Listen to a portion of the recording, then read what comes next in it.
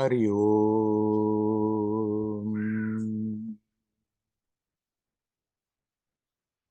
Hari Om.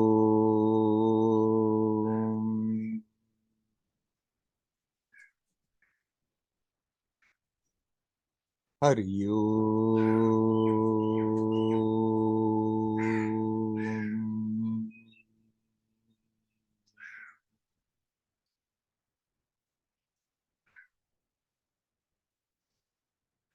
Hello, my friends.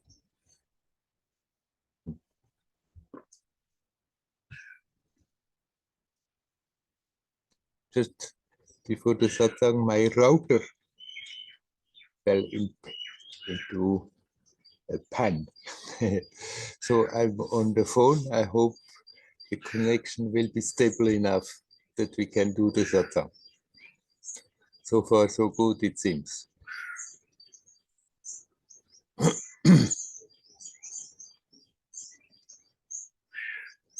Often I have said to people, you are not really incarnated. It's just a momentary projection into this time-space that seems to be incarnated. And now Mariano asked me, what is the relationship between this higher self, this not incarnated self, and the ego self? What is the relationship between something that really exists and something that is only a projection? What is that higher self, that not incarnated self? Essentially, it's pure divinity. Connected with everything, all one. And yet in that all oneness, there is a new, unique expression of that mystery of existence. And that is that not incarnated being, that being that is prior to time and space. It's timeless, birthless, deathless, and just projecting itself momentarily for some time into this story. And this projection is a reflection of an aspect of that personality, of that not personality, of that being, of that pure divine being.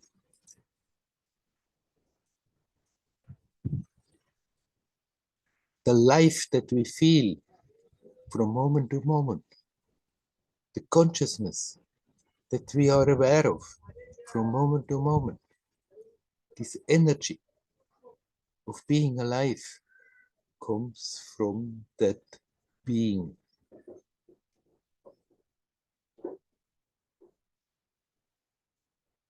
The ego personality doesn't have any life of its own.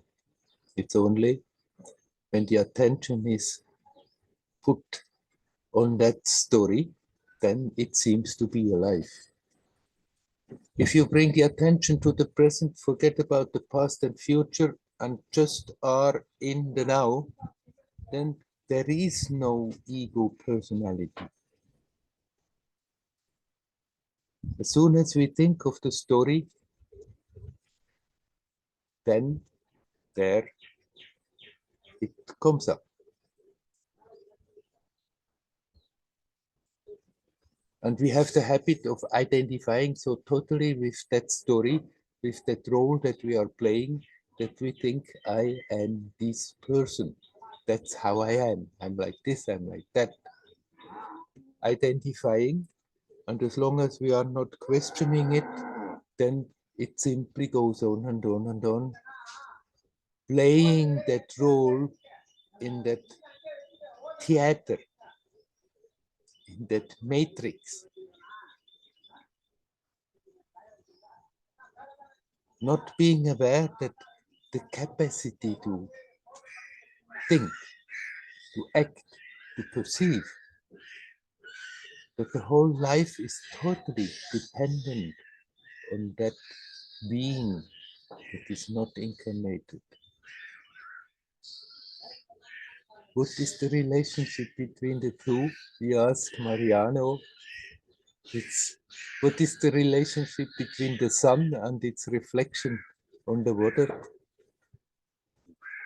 The reflection moves all the time as the ripples on the water move. The sun is there, immovable in comparison. The reflection is only there if there is that water background. The sun is there no matter whether there is a reflection or not. You are there no matter whether there is an incarnation or not.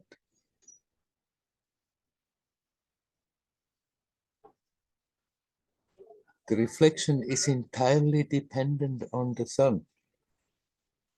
Sun is, whether there are different reflections, whether there is one reflection, whether there is no reflection, doesn't disturb the sun. It is, and so are you. Now, sometimes people have told me if you do Atma Vichara, self-inquiry, you are meditating on the ego. And this is false. This is not true. If you bring the attention back to that sense of I am, through the question, who am I? You bring the attention back to that, then actually you are bringing the attention back to the essence. It's only when I start to think about it and start to give explanation, then there the personality comes into being. It's not something that is there. It's not that there is a true self and a false self. There is only your true self, your true divine beingness, your true divine being. If there is no thought, if the attention is not fixed on that story, that ego self is not there.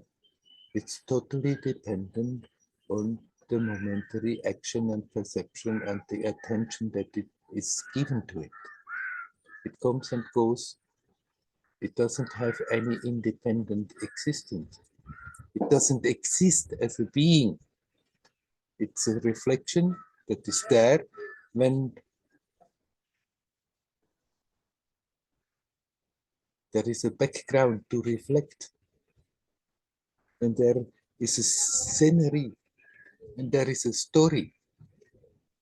It seems to be there, but it's actually the consciousness, the life, the love, the prana that is manifesting, that comes from your true divine being.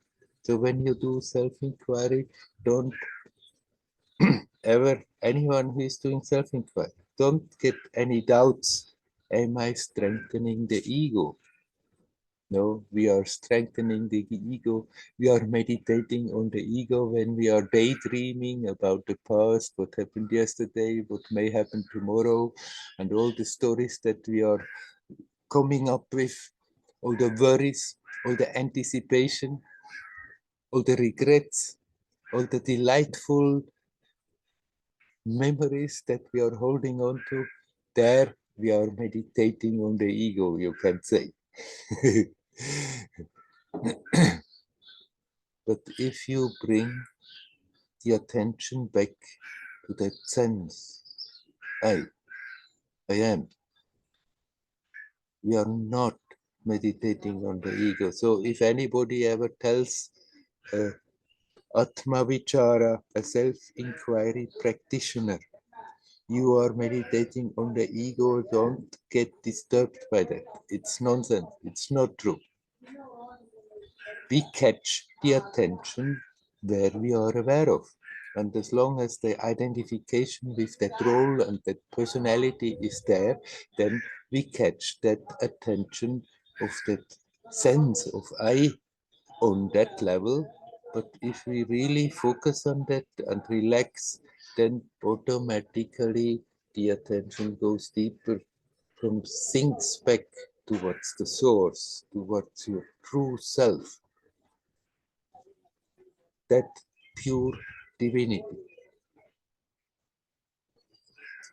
And that is what you really are. Tattvam Asi. That's the Vedic Mahavakya that is exclaiming it in different ways. You are that which makes the whole story possible. So the relationship is very simply that is only oneself. There cannot really be a relationship. It's just a momentary expression, the personality. And if we are not dwelling on it, then we are not strengthening it. Then even when we are aware, we have to appear as a person in the theater, play a role. We can do so and be aware it's just a role, but I am not affected by it. I am prior to it.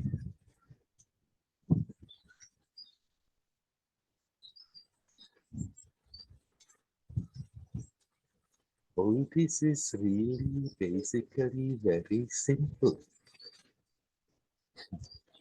It's just that the habit of thinking, wanting to analyze, wanting to understand, wanting to be in control as a personality is so strong that it seems to be so difficult.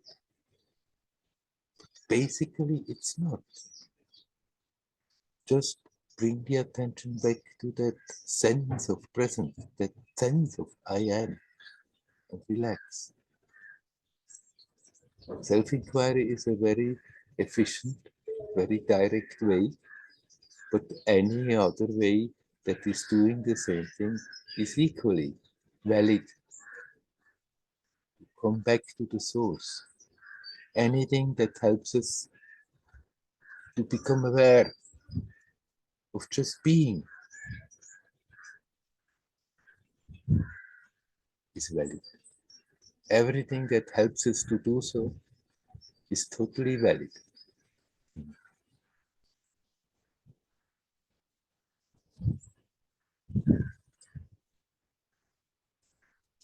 I hope, Mariano, this is not triggering a whole mental process.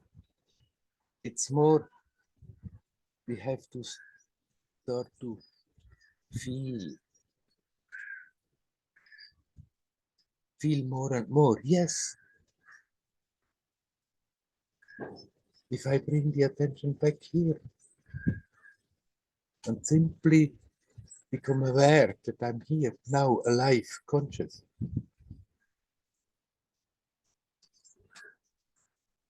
then we are turning in the right direction and we need not go around and round with mental constructions and try to understand.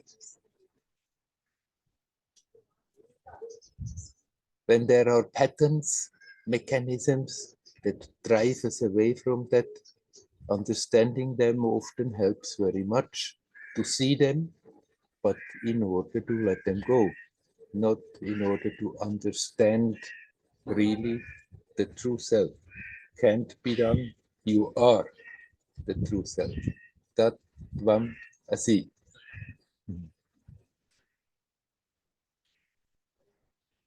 Just be here now, as good as you can. And when we become aware how the attention is diverted from it, just bring it back, relax. And do that over and over and over and over. That's the job that we are asked to do. The job is not difficult. The difficulty for the mind is that we have the persistence, the patience, the sincerity to just go about that. And that we don't do that a little bit in the morning, in the evening, and the rest of the time we forget about it. But that this becomes the priority on our life. Just be here now. The more we do that, then also the more the life experience becomes full and joyous. The experience of it expands. It's getting more powerful, more blissful. Because more of that essential divinity has a chance to flow through this instrument and express itself. Tat Tvam Asi. You are that. Okay. Hario. Hario.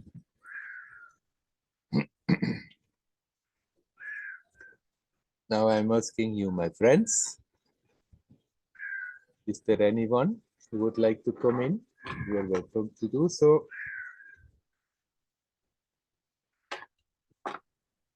Hello. Hello, Maria. We will come to you, Andreas, after that. Hari Om. Hari Om. My question, Werner, is connected with silence, words, and connection with people. Mhm. I am teaching tomorrow an event online, and this large group of people, I've never met them before, is one of. And I'm teaching something I've been working on for years and years. I believe in it. I know I've gathered enough experience, techniques, and that can be useful for the audience. But I get very stressed out. The fear that comes up is because I cannot see their faces.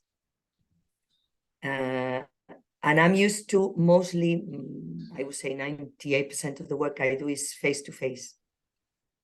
And, you know, through the body language, there is so much that comes through. You can pick up the clues of when people don't understand, when people feel relief, when all that is face-to-face is even if it's online, but we are seeing each other. But in this one is not, because it's too large.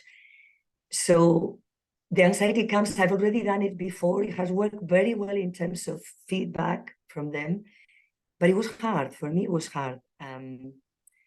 I go mental a lot. I realize I get tired of talking, which is something that normally doesn't happen, because I am in my mind, because I'm worried about whether I'm being understood, whether what I'm saying is enough, whether it's too little, too much. Yeah. So the whole story, goes in the mind, and I'd love to be able to process a bit more this fear of not being able to get the feedback from the body language, and still trusting that there is a connection and that the right information is coming through. Right. Well, what stands in the way is that fear, the stage fright. Yes. Yes. And usually it's mainly before the event. I guess once you start talking, then it's going out of experience, it's going by itself. So when it's coming up tomorrow is that event, you say? Yes. Yes. Yeah. And when it's coming up today, then let it come. Don't fight with it. Don't argue with it. Don't argue with yourself. But you can do, I can do. I have enough experience. Simply let that fear come and see what it is doing to your experience. Now, don't imagine how it's going to be tomorrow, but then when that stage fright comes, now, then you see how it is manifesting. And fear is always connected with physical tensions. Mhm. And when you see that, then you can consciously, physically relax. Relax your legs, relax the Yeah. whole body. And then the fear at that moment won't stick around long. It may say, for a moment, it may even come stronger if you don't get tense. If you relax, then the feeling is even stronger for a moment, but then it goes. If you don't feed it. And if you deal with it like that before the event, whenever it comes, then somehow you are also much more prepared that at that moment when it comes, you can much easier do the same thing. Just relax. When you are in the midst of it and the doubts coming up, am I understood? Instead of holding on to them and feeding them, you just relax and you continue your lecture. Mm. In that relaxing, you are touching your own creativity. You're touching that source. As I said before, actually, all that life, all our experience is only possible. It's not that there is a person, me, that has all that. It's simply fed from yourself. And the more you are before the event and in the event relaxing, the more you sinking back into that pool of knowledge and creativity, and it springs out spontaneously and much less disturbed. If we are doubting while doing, then of course it's always disturbing and limiting. But the more you can then see the doubts and simply relax them, that they disappear, the more your own creativity simply will pour out of you. I also have the feeling with the legs, I've been relaxing a lot more. It's amazing the difference that it has made, really, the breathing and relaxing. I have the feeling that connecting with my feet, the earth, you know, feeling the support of the earth is also, it matters. Yeah. Right. Definitely. Because I'm standing in this event, I will be standing, I have the computer in front of me and I'm standing. Yeah. Yes. The other thing that comes up is connected with this fear is the fear of going blank. You know? Yeah. Silence. Right. Yeah. It's a very old one because I've never been the kind of person who has a strong memory for facts. Never in my life. I had always to make a lot of effort to remember information. But then I realized that I learn differently. Somehow I don't know whether it's intuition or what it is, but I get good insights. And so when doing this kind of talks where there is no verbal interaction, the other person is not filling the gap, it's only my own voice. Yes, right. So and of course I have a PowerPoint presentation and notes, but I know at the core that fear is strong, going blank and suddenly not being able to say anything. Has it happened to you before? No. Okay, right. The fear is totally unfounded then. The fear is very familiar, but no, I haven't found myself in a situation where I couldn't continue. Right. So when the fear comes that you're going blank, you do the same thing. Let the fear come. You look what it is doing to you and you relax. And then in the mind, you can also assure you, okay, if it happens at that moment, instead of panicking, I just relax. And right there, it comes back again and I can continue. Of course, if one in a situation like that starts to panic, then the blank may become bigger and bigger, and somehow one doesn't know how to get out of it. But if you go with the confidence, if against all evidence of the past, it should still happen, then instead of panicking, I just relax. Have the confidence, then your creativity will take over and your experience will help with it, and it will just start to pour out of it, out of you again. Thank you. I mean, it's all about the spontaneity, kind of, you know, I'm not saying all about, but there is that element of really trusting the spontaneity and the childlike, in a way, it's a childlike attitude, which is very much in opposition with the classic image of a teacher, which is, I know, you know. Yeah. Right. Yeah. Yes, but if you cultivate that aspect you mentioned, that childlike innocence, that spontaneity, then it always works out somehow. And even if you don't go exactly after the prepared script, so what? Yeah, no, it doesn't matter. In fact, I know from experience that preparing too much the script doesn't work, for sure.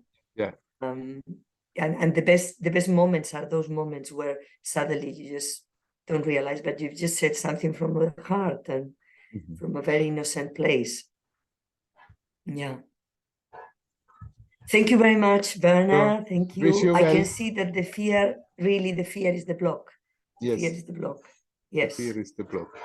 So Yeah. deal with the fear directly instead of trying to create mental constructions to overcome it. Let it come, deal with it. Okay, great. This is like the bullfighting in Spain. You've got to go and do it. Right. Go for the bull. Go for the bull. Yeah. Thank you very much. You're welcome. Hari Om. Hari Om. Hari Om. Okay, Andreas, you're welcome to come in. Hello. Hello, Andreas. This divine being that projects into this time and space, is it separate from other divine beings, or is it all one being? That's the question that cannot be totally answered. It's all one, and yet in that oneness there is a uniqueness. So it's not separate. It's all one, and yet unique, without separation. That's okay. As far as we can hint, and it cannot really be grasped by the intellect, that all is one, and that oneness is also multiplicity, and the two are simultaneously true. There is no separation, and yet there is multiplicity. The separation is only on the level when we identify with the role and create that sense of a wall around us. Inside the wall, that's me. Outside, that's the others. And there we have to fight against the whole surrounding. But if we don't do that, then there is something unique expressing itself, which is a unique manifestation and expression of that all oneness. But beside that uniqueness, there is no separation. So you are that all oneness. There is all one. And in that all oneness, there is a divine being that has projected itself in this world, appearing as Andreas. Strange idea. No, it's totally normal.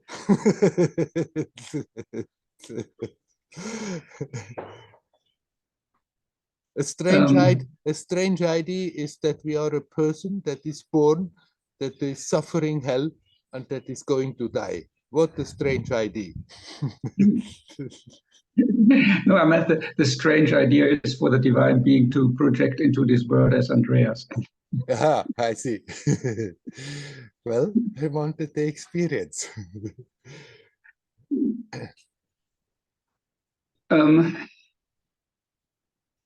Like in meditation, I'm not really doing self-inquiry, but I try more and more to just stay with the presence in a Yes, way. right. And my feeling is that I have to drop my personal story in a way, just to just open up and be there, and not so much like worrying about like what do I do next and whatever these personal concerns are. But in my daily life, I'm completely unable to do that. It's like, yeah, I might be just like present in what I'm doing, but in the background, there's always the identification with my person. Yes, you have mentioned this in different ways a number of times. So, And don't believe in that fact of it anymore so much. But whenever you think, okay, in my daily life, I'm not capable, then prove yourself wrong at that moment by turning the attention away from my personal concerns to that sense of presence that you are touching when you are in meditation more easily. Even if it's not as easy as in meditation, still to some degree, we can do so. And if that certainty is there, I can't do that. I can do that only in meditation, then that in itself is a handicap. So don't believe it anymore, that in your day-to-day life, you cannot do so. But whenever the thought comes that you cannot do so at that moment, prove yourself wrong and do it. okay.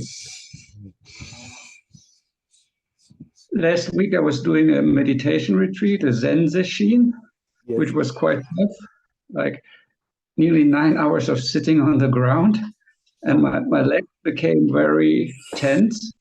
Yeah. It's a lot of points, and I really tried to relax them, but it didn't work out at all. They were completely like frozen.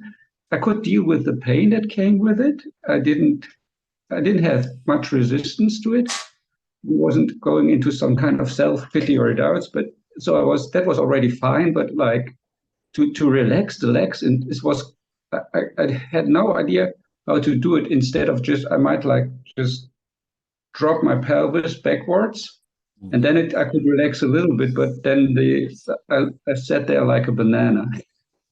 And that's very unzen-like. Yeah. Yeah. Right. When I say relax the legs, then most of the time it's not in the situation of the sesshin where you are sitting for a long time in the same position. When that is happening, I mean, when you sit for yourself, you have the right to move a little bit and make it easier. Then in the Zen sesshin, you are supposed not to move.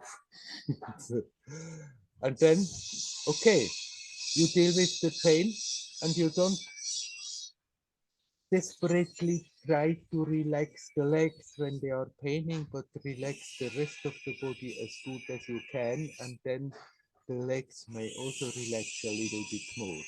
But if you focus on the legs and the pain that you feel in the legs and think relax, relax, relax, then you get all tense about relaxing the legs. But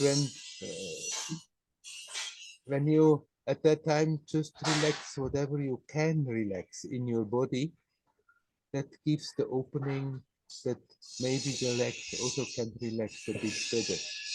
And then it may happen that the legs really relax and suddenly, even without moving, the pain may go away for some time.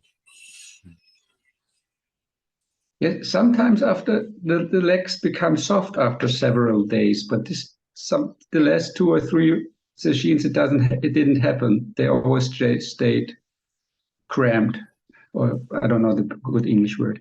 Yeah. So if they become soft, that has to do something with the mind too, right? That the mind is somehow opening. Right. They of course hang together. If you are tense in the mind, then the body is also more tense.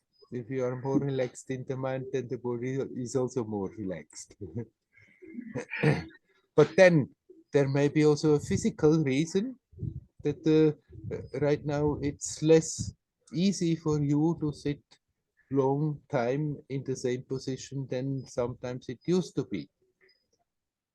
So since you are still doing sessions sometimes, then well, deal with it as good as you can. But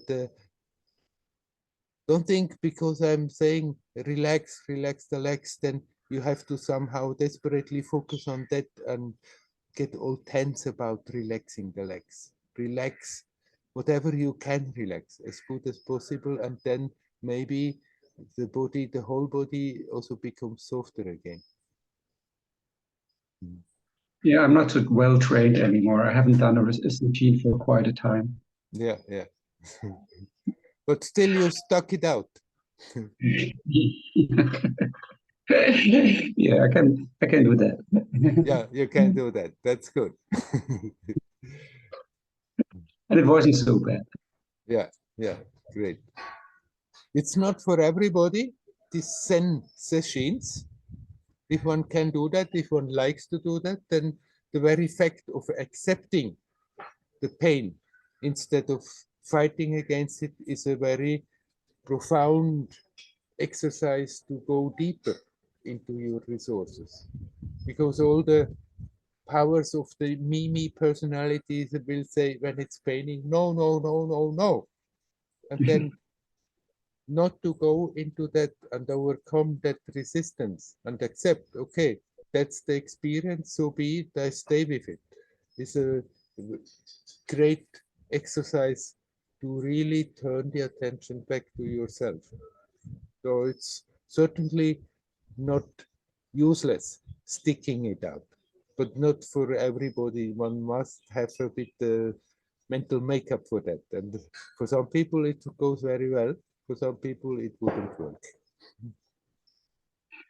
Yeah, that was my impression too. That's the main thing I got out of it. Because, I mean, yeah, it was a little bit of focusing. Mhm. Afterwards, I focused more easily. But yeah, basically, it's a training in not resisting. But unfortunately, it doesn't carry on so much to my daily life. In my daily life, I still have a lot of resistance. Yeah. But then when you see that resistance coming and you say to yourself silently, okay, there I am again in daily life and it doesn't work, then again, I'm telling you, prove yourself wrong and accept and relax and let go. Don't stay with that conviction that in daily life it doesn't work. Okay. Mhm. Yeah. And even if you prove yourself wrong just for a moment, that's already a good start to cut through that program that is a bit hardened. In daily life, it's not possible. Okay. Yeah. Yeah, good. Very good. Thank you. Okay. You're welcome. Hari Om. Hari Om. Mario.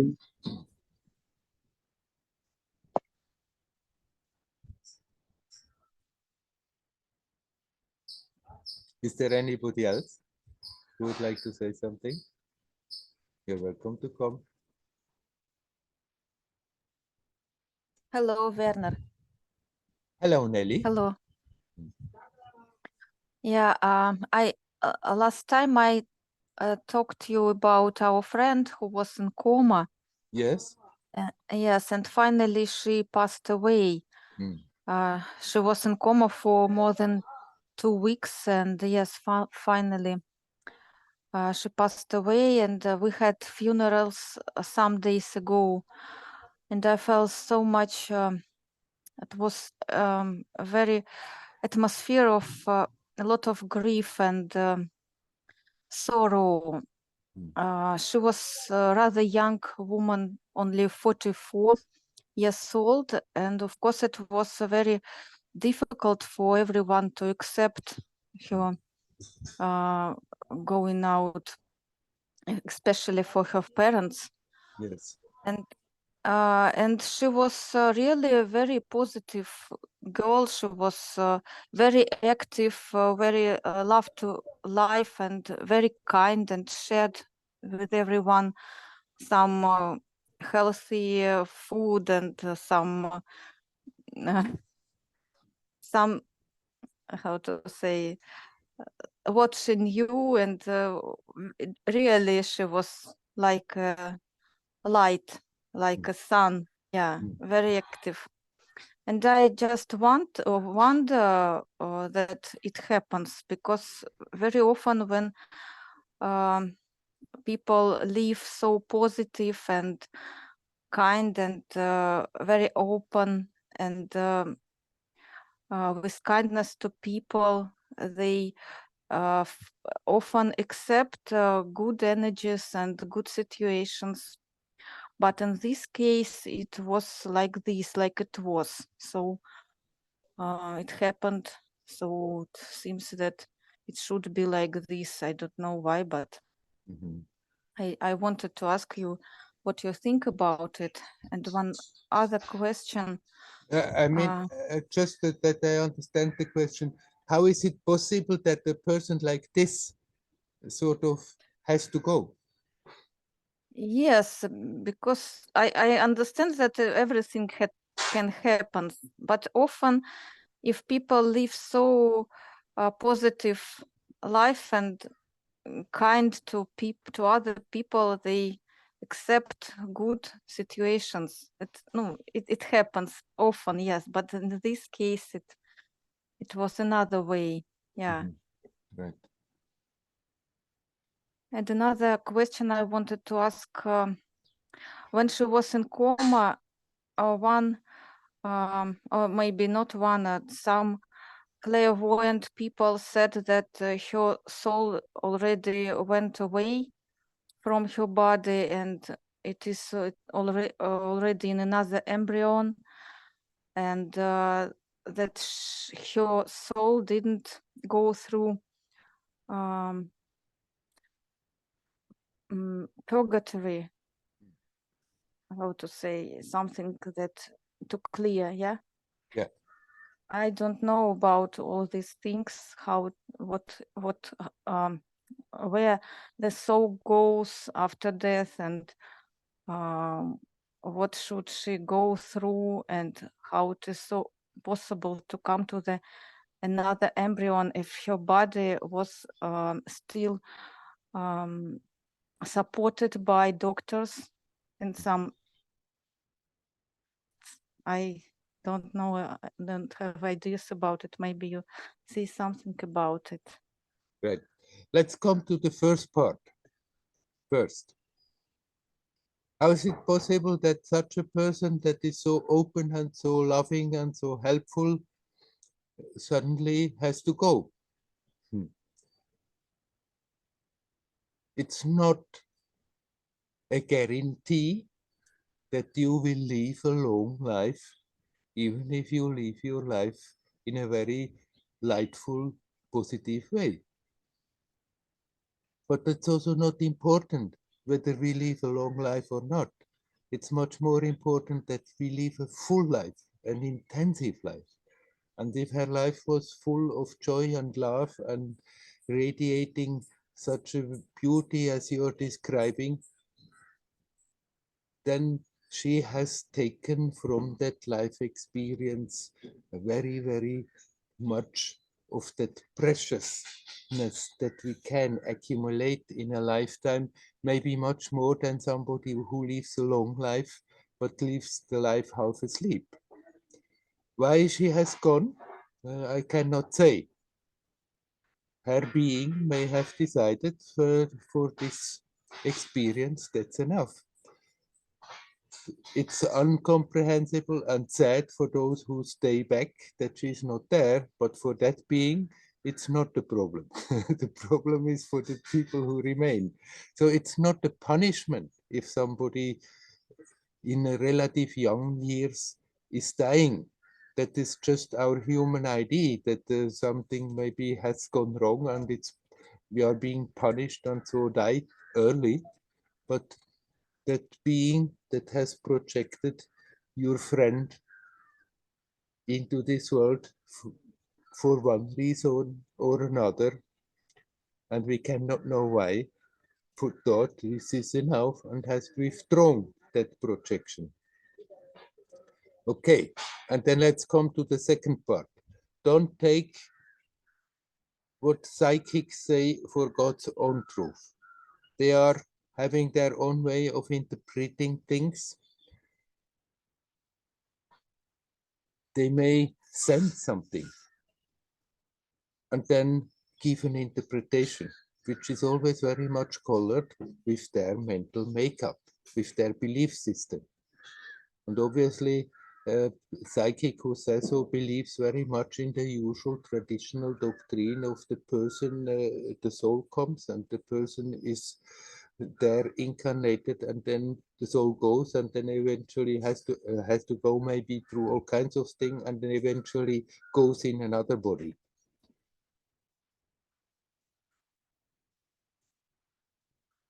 But if you see the whole story more from the perspective of, as I have talked from the beginning, that you as a being, you are never incarnated. It's not that you as a being in your full divinity go into a body, but it's more that you are projecting an aspect into this time space that manifests as a body. And of course, a being can also actually project different projections simultaneously. So it is easily possible that that same being that has been projecting your friend and has withdrawn the life force and was withdrawing more and finally ended that the body was dead and all the life, the consciousness has been withdrawn. That same being has already projected somewhere else. But it's not really the soul that went out of your friend's body has reincarnated. It's more that if such a thing happens, I don't know whether this happened, but if such a thing happened, that same being has already projected. But actually, it can project when the other person is fully active and alive already in another place too. So there may be different manifestations in human form that actually are expressions of that same divine being.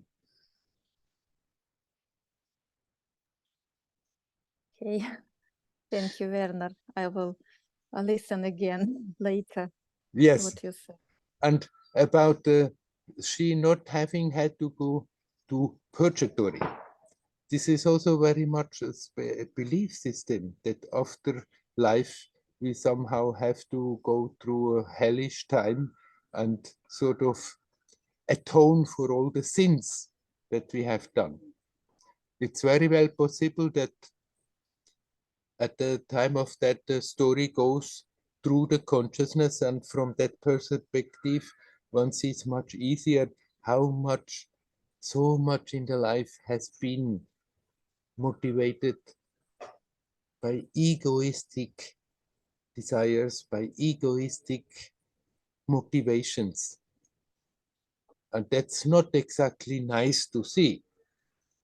But it's not that we have to go through hell somehow, that after that, invariably, we have to go through a hellish state. It's more like, okay, from a more vaster perspective, one will see how much pettiness has been there, and it doesn't feel very nice. But at the same time, from that perspective, there is also the knowledge, the understanding, the empathy that we can accept. Okay, from the consciousness as it was at that time, identified with that personality, somehow those reactions are totally in tune with that personality and understandable, even if they were not so glorious. So it's not that after that hell is waiting for us and we have to go and suffer somehow badly for every silly damn thing that we have done in our lifetime. It's more like waking up from a nightmare. What a story. And then seeing, of course, things in a much more clear light and seeing the mistakes, seeing the faults, but it's not that much of a big deal. Mm-hmm.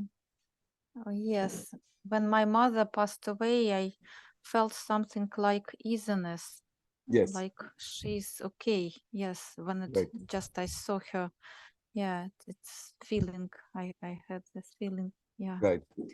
And after all, your mother was not a saint, but coming out of this story and letting go of all the limitations that we are holding on to, it's just a huge relief. Yeah, it seems like it is. Yes, Yes. it seems to me like it is. Yeah. And so Okay. for the person who has gone, for your friend who had something was wrong in her body, she had an operation and then she stayed in that coma, and then finally withdrawing totally the life force from this level, this was not something terrible, but it was a relief. It's terrible for the person who stays behind and is attached to that person and think, why she was such a good being, why was such a terrible thing happening to her? But for her, it was not a terrible thing to die. Dying is not a terrible thing. Yeah. Yes. Thank you, Werner. It's very helpful to hear this. Okay, you're welcome. Hari Om. Hari Om. Hari Om.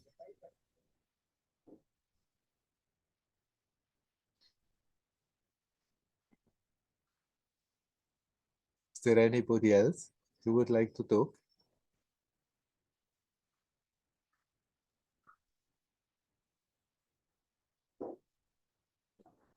I see Vikas. Hello, Werner. Can you see me? Yes, now I see Hari you. Om. Hello, Hari Om, Hari Om. Werner, I've got two questions. Uh, um, First question is regarding sleep. Does it happen that when we sleep, like I read and heard that we can do astral travel, like some yogis do astral travel when they sleep. So what happens when we sleep? How are we refreshed? That is one question. And second question is regarding the bali which is given to a deity. So in our ancestral house, during Durga Puja, this bali is there, and I am not in favor of that. But even if I say that this is not a correct thing, whole family members they come against me. So I want to know your opinion about the bali being given to a deity. I don't understand the word Bali. What is a Bali? It is like a sacrifice. The sacrifice on the altar of the deity. Like An an animal sacrifice. animal sacrifice, right? Oh. Yes. Okay, to the first question. Yes, you do astral traveling in your sleep when you dream. It's easy in the dream that the subtle body is projected from the body and goes in all these kind of dream realms. It's not that part that is the real relaxing part in the sleep. But it may be necessary in order to process stuff that we have experienced in our waking state, that often we are keeping a lot of tensions in our mind, in our psyche, in our system. And then what is happening in our dreams, whether you go out of the body or not, what is happening in the dreams that we process it and can let it go. If people cannot more sleep, they are getting more and more tense, mainly because they are not more processing what they are building up in their system, the tensions they are building up in their system. But the real relaxing part is your deep sleep, and there nobody goes anywhere. It's not that in your deep sleep you're going out in an astral body somewhere, but you are just retiring your attention in you in your being, and out of your being comes all the strength, all the life force, all the creativity. And so the rest, the refreshing part of the sleep is that your attention is withdrawn from this projection, from this manifestation, rests in its source, and then emerges from that again strengthened with new life force, with new enthusiasm.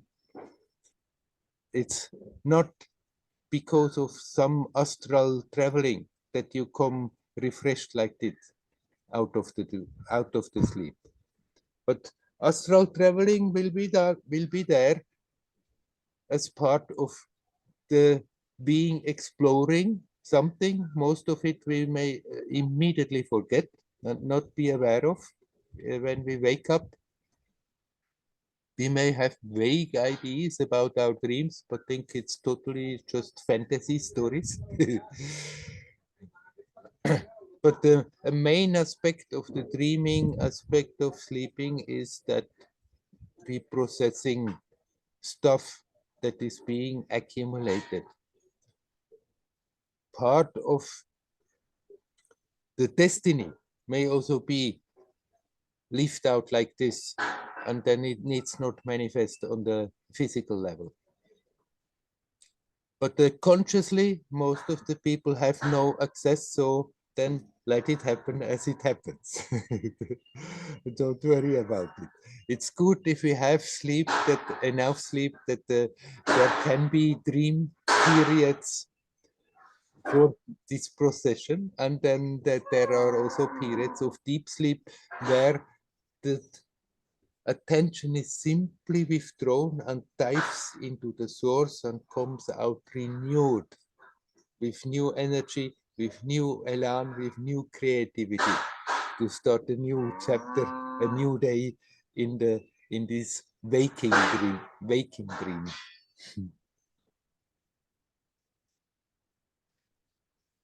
Shall we leave it at that and come to the second part? Yes. Yes. Okay, I'm also not a friend of animal sacrifice. I certainly think one can do puja equally powerful without that. Yet, it is true that it's a powerful act.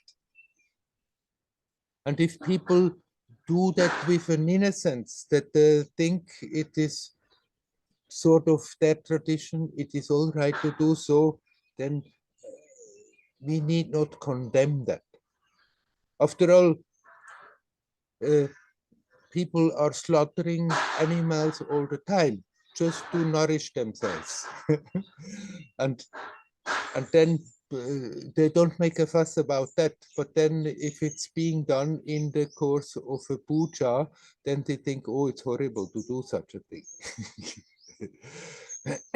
I'm not in favor in both cases, neither for food nor for puja, but I'm not condemning people who do that if they are in a right spirit, if they are doing that with innocence, then I don't think they are creating something bad. But if you don't feel like participating in such a thing, then you better don't.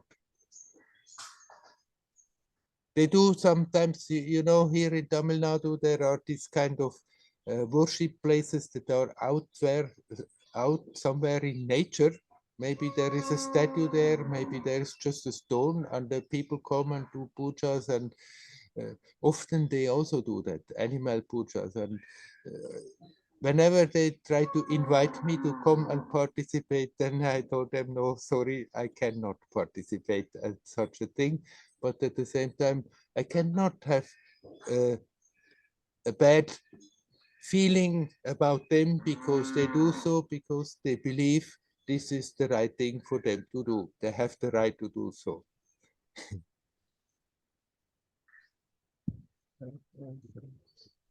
Okay. So you need not fight with your family. Thank you. You need not fight with your family about it. But if you don't feel like participating, if it's too appalling for you, you can also tell them, please, I want to be excused from that. You have the right to do that also. Right. Thank you, Werner. Thank you. You're welcome. Hari Om. Hari Om. Hari Om.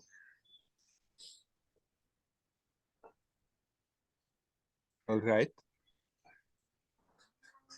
Is there somebody else who would like to say something? We have still quite some time.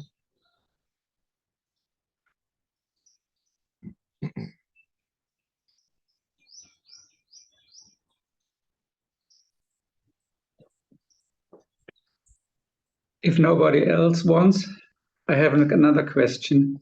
Okay.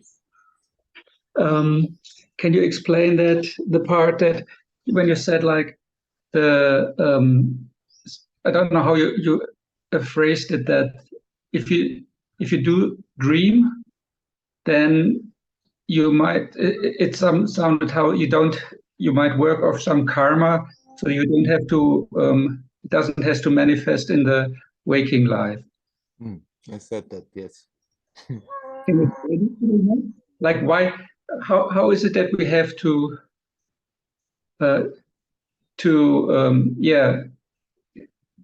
go through certain things so that please explain. Yeah. What is karma? Karma is basically just the law of cause and effect. You do something, it has an effect. There is a response in manifestation. You send out some friendly energy, and somehow it's coming back from the world, from the universe in manifestation. Now, there is the destiny. Let's say there are certain points there that we that is there as a blueprint at the beginning of a lifetime about things that should happen, that going to happen, that might happen. There is at least a probability that it is happening.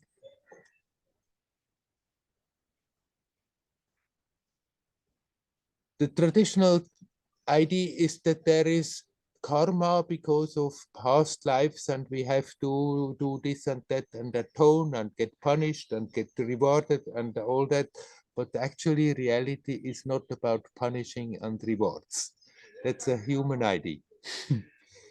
It's more like that the being is projecting itself in this manifestation, and there is a whole set of things that that being wants to have a chance to experience and to grow the experience and the force of that awareness of their own divinity. And some experiences may be very joyous and some may be less joyous, but the possibility of a lot of stuff is there. Now, this is not written in stone. The more you become conscious, the more you learn to live in the present, the more things can be neutralized that otherwise, if we refuse to be awake, if we insist of going through our life half asleep, then somehow maybe we are being pushed through a lot of heavy experiences in order to learn certain things. But the more you learn to be in the present, the more you are alert, the less you need to learn through hard experience. And so it is also possible that certain lessons, it's enough if you experience them on a subtle level in your dreams, that they need not necessarily manifest in this physical reality.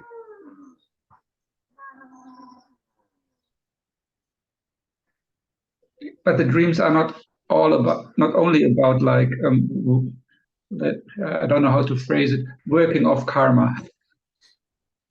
No, of course, their dreams are also more than that. The being may also explore certain realms and explore, have another set of experiences that we are not capable to access in our waking state.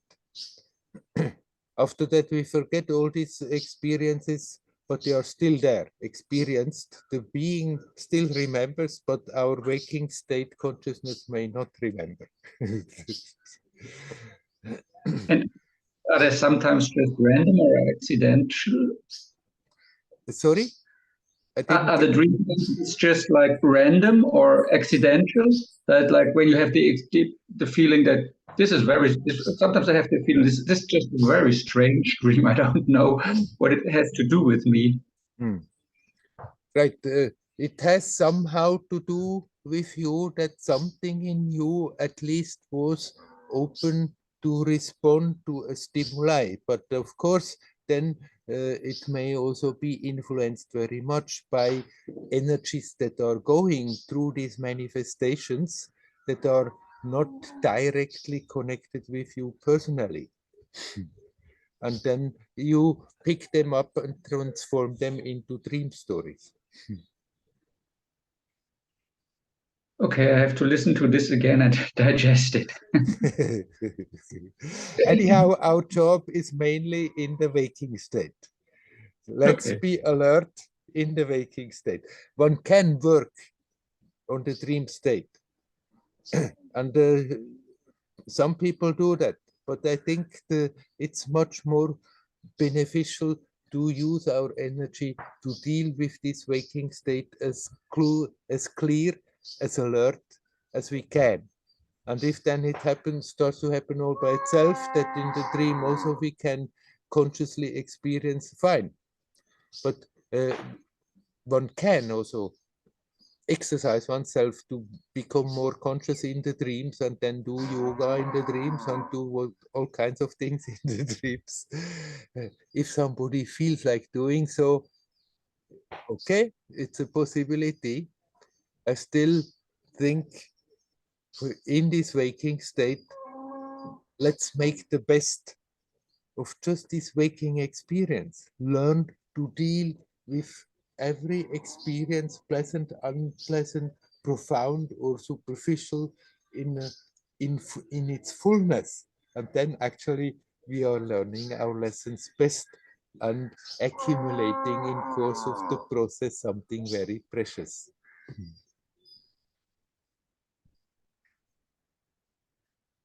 I like to ask a question about what you said to Nelly. As far as I understand you, if a person is in grief about the death, it's actually not so much about the other person. It's much more the attachment and losses. Yes, right. because the dead person who died might be very fine, like you said, or Yes. relieved. Yeah. But for me, like when I do counseling, it's very difficult to put this message to people because they're very far from this viewpoint. Like when their children die early, or old people lose their partner. They're very it's very difficult to. Have you any idea how I could use this kind of insight to? Because it's always a little bit difficult for me because I think, there's a lot of self-interest or self-pity in the grieving, and this is not something good to put it back to the people. No, of course not. You cannot tell a grieving parent, yeah, it's only your self-importance, your self-interest. But it depends how you can somehow connect with the people and bring that idea over. It depends very much their mental makeup. If they happen to be stout believing Christians, you can maybe introduce that same idea just in very different words and say, after all, God has withdrawn your child and your child is now with God, and so it's not suffering. So let us not send your child negative energy, but pray for it that it is fine and is back with God. A believing person can accept something like that and it may give them relief, but if it's not a believing person, then it doesn't want to hear anything like this. And then you can maybe to such a person who is not having like a religious belief, still introduce the possibility, just put it in the current that after all, we don't really know, but maybe it's not such a terrible thing dying. Maybe it's rather a relief getting out of this body. So we don't know, maybe they are okay and we need not grieve about them.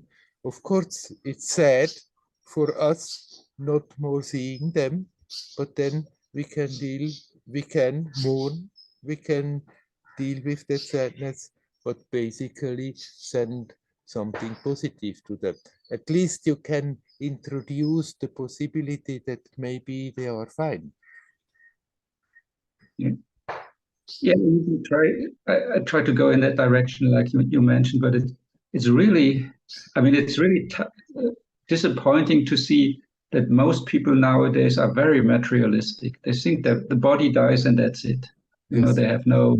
Even people that call themselves Christian, a lot of times are they think, no, death is the end, and this makes it very difficult. And even like I deal mostly with older people, and all of them are denying death and old age. Sometimes it's really ridiculous that they're like surprised that at the age of 80 they have some physical problems. I think it's unfair. But what can you do? Right. Of course, from a standpoint of clarity outside, it seems ridiculous, but then we can have the empathy and feel with them that from their way of perceiving and experiencing, their way of thinking seems to make totally sense.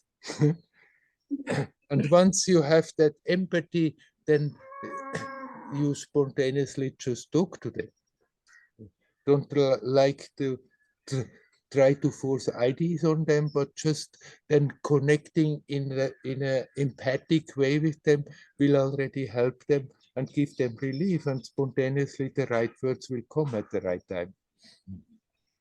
Yes, I learned that already, that there's no, it doesn't work out usually to give them some new ideas. They are just, especially old people, it's very rare that they change. But just talking to you may somehow give them comfort and some strength and encouragement. Yeah, that's the key. Right. Okay. Thank you. You're welcome. Hario. Hario. Hario.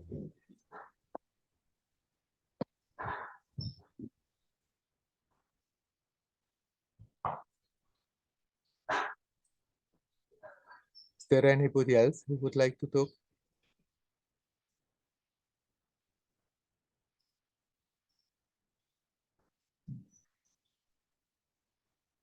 Let's stay for a moment.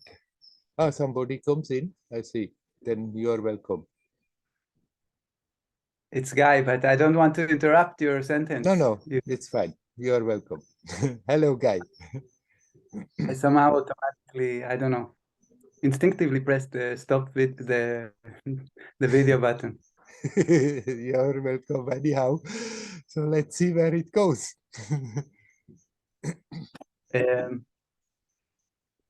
Well, first I can share about my dreams. We spoke, I think, 2 weeks ago. Mhm. Having these dreams after I go to the gate to guard, and so what happened is I still have some images, strong images after these days or nights, but they don't have any emotional charge. It's just like images from the war or that appear, and there's no it's not scary or sad or anything. Just, I don't know, I guess things that I catch from being there with other people who speak about these events. Yeah, that's one thing I wanted to share. So it's nice. Then it's not more a nightmare. Yeah. Right. Well, the last time you said after that you usually don't have this kind of dreams, but there you have these horror dreams, and you basically wake up very like being very much pulled emotionally into it. Yeah. Ah, nice that that part has gone away. Yeah. Yeah.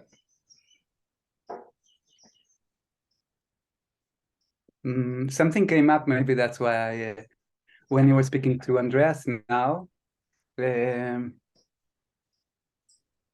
about feeling the pain maybe of this situation that is happening now in Israel. Mm-hmm. And it's similar to, I mean, it's also related to death, of course. Mm. I feel death of a close person, a family member, but also on a global scale. Yeah. I feel that this pain is somehow opening me, or in a conversation a few days ago, I said it's tearing me open or tearing me apart from within, like deepening the presence or creating more space from this pain. Yes.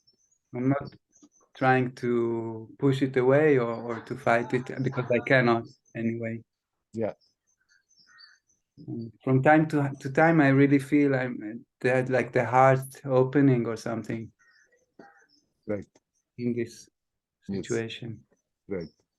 And that's exactly what is happening if we don't resist. The pain that is being experienced in such a situation is not wrong. What is unnecessary that we after that completely get sucked into it, and then invariably when we get sucked into it, it turns also into self-pity, that it's something terrible, and then people without being aware, then they think they are grieving so much for those who have died and for those for what is happening, but they are not aware how much they are grieving for themselves for experiencing all that. And that then of course makes it again small. But when such tragedies are happening, then of course there is also pain there. there is sadness, there is pain there. And as you say, you don't push it away, and you should also not push it, try to push it away, let it come and accept the pain. And if we are dealing with that alertness, with that openness, then exactly what you say is happening. It helps us go that much deeper into our own selves. It is really a way of accepting something that the me personality rather out of habit says, no, I don't want to experience pain. I don't want to be sad. But accepting sadness, accepting the pain that there is there, then the experience is not a bad experience. In contrary, it can become very vast and expansive and really help your attention go that much deeper in your own resources and make you stronger. That's the challenge, and that's the possibility that such intensive times are bringing along. Yes. Yeah.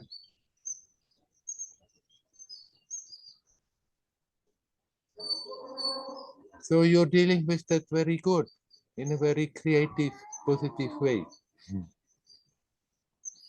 Most of the time. Sometimes it's easier, sometimes less easy. But basically, if once that clarity is there, then when we deviate from it, then we become aware sooner or later.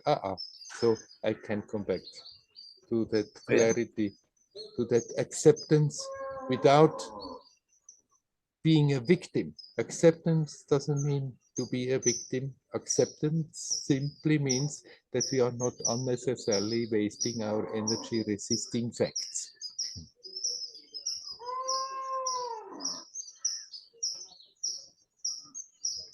Okay.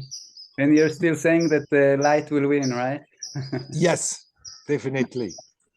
I don't Good. know how much time it takes, but this destructiveness which is there, which has been there in this world for a long time, influencing history a long time, which is now manifesting in such a strong way, it's doing so because actually it's desperate, because it knows it has to go. It desperately tries to manifest itself so strong and take total control that it cannot go, that it need not go, but it's in such a way self-destructive that it has to collapse. I don't know how much time it takes, but there is no doubt about that. It's time. We are in a time of change, in a time of really coming to an end of a heavy, dark chapter, and out of it something very beautiful can emerge. It may still be a bit painful for some time.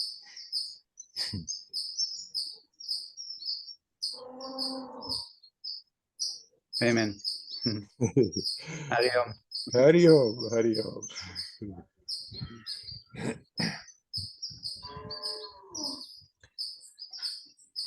Right. Everybody has their own story. We are all connected, all one, and yet each story is unique. And in that unique story, we can go deeper. We can use every experience. Instead of resisting many of the experiences and situations, we can learn to accept and turn them in something beautiful, something creative, something that makes the experience expand. And in manifestation, in this world, something like that is happening to humanity. That we are in a period of transition, and it has many painful experiences, and many people suffer in course of the process. But it is a transition, and there is the light that is going to win. The light is becoming stronger. And this darkness that tries to desperately take total control cannot do anything else but to give up and let go. And until then, as individuals, we just have to learn to be strong, to be alert, to be centered in the present. And then when things are going not in a nice way, when terrible things are happening, we can deal with them in a very creative and positive, constructive way. I wish you all well. Hari Om. Hari Om. Hari Om.